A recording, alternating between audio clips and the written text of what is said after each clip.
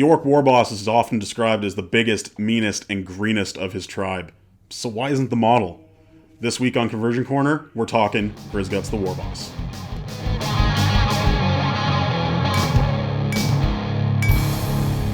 Anvil of War! Conversion Corner! Hey guys, today we're talking about my custom Warboss, GrizGutz. The inspiration from this guy actually came from the Psychic Awakening, the Ork Stratagem called The Biggest Boss. So I thought to myself, they're often described in the lore as being over 10 feet tall and wider than a space marine who's fully armored. So why isn't the current model? I sought to rectify that, and this is what I came up with. So the base for this guy was the Forge World Renegade Ogryn Boss. That provided me with the arms, the torso, the legs, and that big beefy stature that a Warboss deserves. The gun and the head came from the current GW Finecast Ork Warboss that's currently available. His back banner, it came from Badruck, the freebooter king himself. I like to fancy this guy is actually, he started out as a bad moon. He got a little bit big, too big for his boots, and went as a freebooter. Now he's even bigger. He came back. He's leading his old tribe once again. The left pauldron you see there came from the AOS Skaven Storm Fiends, just because the scale fit perfectly with this Warboss.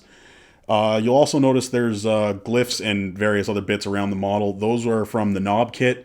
They were meant to just cover gaps that I couldn't fill with green stuff, or I wasn't comfortable filling with green stuff. And that sums up the components that I ended up using for this Kitbashed.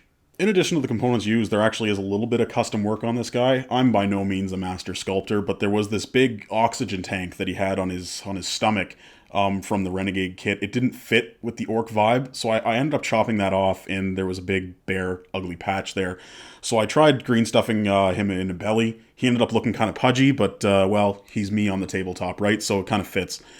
You'll also notice on his back, from where I glued the banner, there was a super glue mishap where the super glue actually, I put a little bit too much and it started cracking and giving this really ugly effect on the bear model.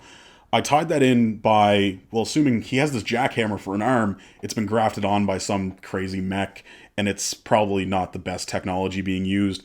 So I decided to paint that up and model that up to be some kind of electric burns on his flesh. So whenever he goes to use it, the aftershock of his power claw or jackhammer ends up burning his skin.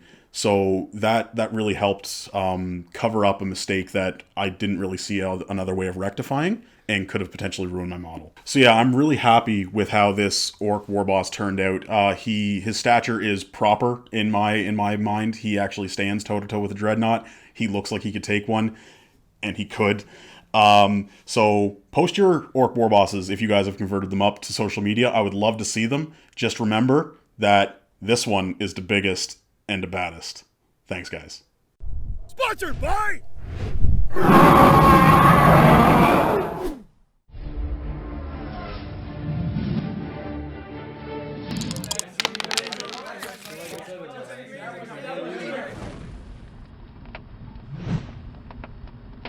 Hey guys, thanks for watching. If you liked the video, crump that subscribe button for more OP content. Whoa! That was good? Yeah. You feel good about it? Yeah, I feel good about it. Yeah. Yeah.